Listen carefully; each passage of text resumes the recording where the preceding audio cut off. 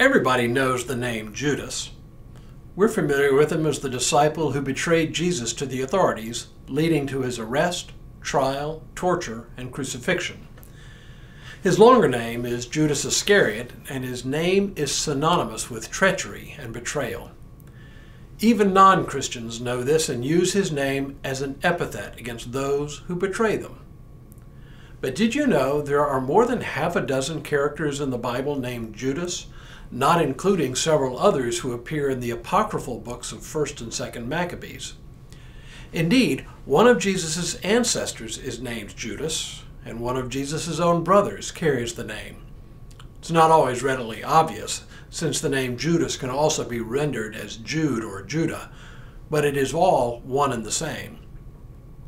Today we'll meet one of the most obscure characters in the entire Bible, a man named Judas who lived in Damascus. Hello, I'm Stuart Baskin, pastor of First Presbyterian Church of Tyler, Texas, and this is your daily devotional for Tuesday, August 15th, 2023.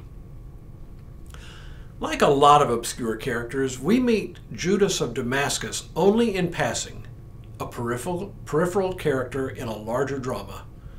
But the story is of such importance for the growth and development of the church that he deserves a small place in our pantheon of heroes.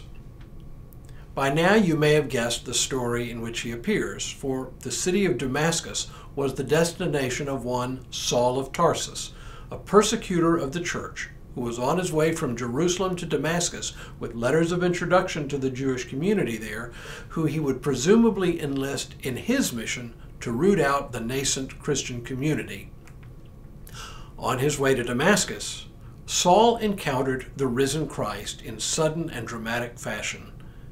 We read in the 9th chapter of Acts, "Now as he was going along and approaching Damascus, suddenly a light from heaven flashed around him. He fell to the ground and heard a voice saying to him, 'Saul, Saul, why do you persecute me?'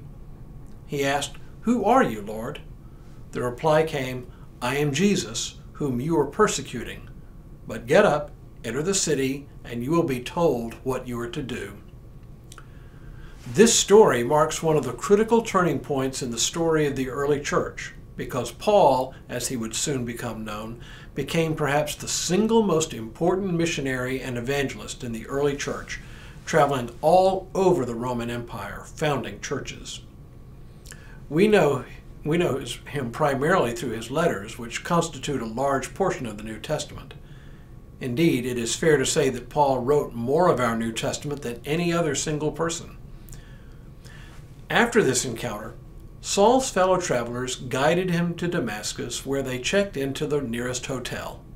Wait, no, that's not right. There were no hotels. Instead, Paul's friends took him to the home of a man in Damascus, a man named Judas. Now, we know next to nothing about Judas of Damascus, except, ironically, almost his full address. Here's what happens next when the Lord appeared to a disciple in Damascus named Ananias. Now there was a disciple in Damascus named Ananias. The Lord said to him in a vision, "Ananias." He answered, "Here I am, Lord." The Lord said to him, "Get up and go to the street called Straight, and at the house of Judas look for a man of Tarsus named Saul. At this moment he is praying, and he has seen in a vision a man named Ananias come in and lay his hands on him so that he might regain his sight." So, Judas of Straight Street, Damascus, a provider of hospitality. What we do not know is this: was he a Jewish zealot like Saul? Did Saul's companions take him there because they already knew of him? Or was he perhaps an early believer in Jesus? We just don't know any of this. What we do know is this, though, that when Ananias came to his house to meet Saul, he did not turn him away. At a bare minimum, he seems to have been a kind soul with an open mind. After all, if he expected to receive Saul as a guest because of his planned persecution of the church, why didn't he turn him out when it became obvious that Saul had had a sudden and dramatic conversion experience? All of these things, of course, are speculation. But because of his hospitality to the newly converted Saul of Tarsus, Judas of Straight Street in Damascus deserves to be remembered. Tomorrow, Lydia of Thyatira. But for now, may God continue to bless you and keep you in all that you do this day and in all the days ahead.